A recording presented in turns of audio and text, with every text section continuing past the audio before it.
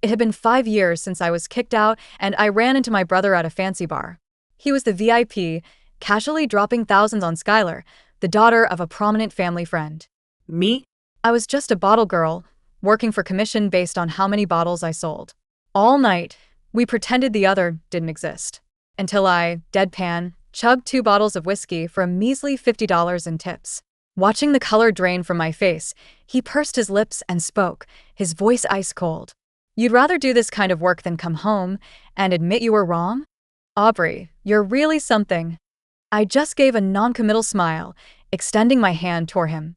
$50. Cash or Zelle? Silence fell over the private room. Everyone stared at me, their expressions a mix of disbelief and amusement. Someone snickered. My brother, Jackson Brooke, sitting on the plush sofa, instantly scowled. He was embarrassed. $50. For someone like him, it wouldn't even cover a coffee. But here I was, humiliating myself by chugging 2 bottles of top-shelf liquor. Skylar, his socialite friend, sneered at me. Jackson's been waiting for you to come home. And this is what you're doing? Doesn't it feel dirty? I shot her a look. It's honest work. What's dirty about it? I'm not selling myself. She scoffed. Are you that desperate for money? Drink 2 more bottles and I'll add another 50.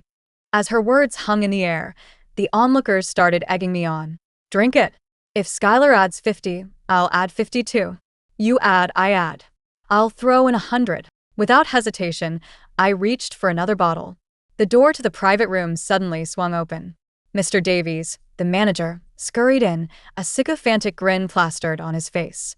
He pushed me aside and asked Jackson, fawning. Mr. Brooke, has our employee done something wrong? Please don't be angry, sir. She can be a bit blunt. Are you going to drink for her? Jackson cut him off coldly, his eyes slowly narrowing. Sweat beaded on Mr. Davies' forehead.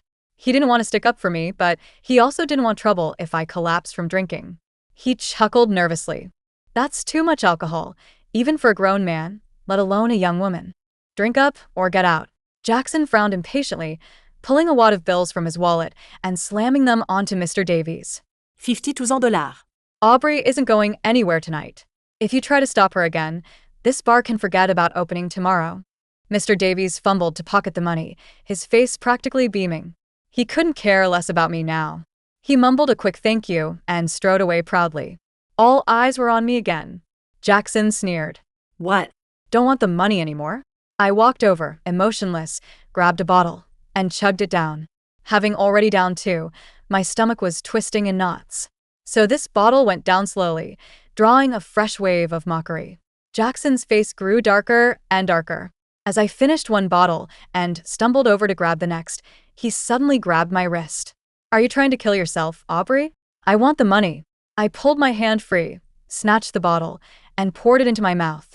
I actually had a plan. The lighting in the room was dim. I could pretend to lose my grip while drinking. No one would notice if I spilled a little. But just as I took a sip, a stinging slap landed hard across my face. Smack. I froze, stunned, and the bottle slipped from my hand, shattering on the floor. Jackson gritted his teeth, furious. For money, are you really that shameless? Stop drinking. Even if you die, I won't give you a cent. The alcohol hit me hard, and everything started to blur. That voice, buried deep in my heart for 5 years, suddenly roared in my ears. You sold Mom's keepsake for money. Did you lack for anything? Why didn't you just sell yourself instead? Get out. I don't have a sister anymore,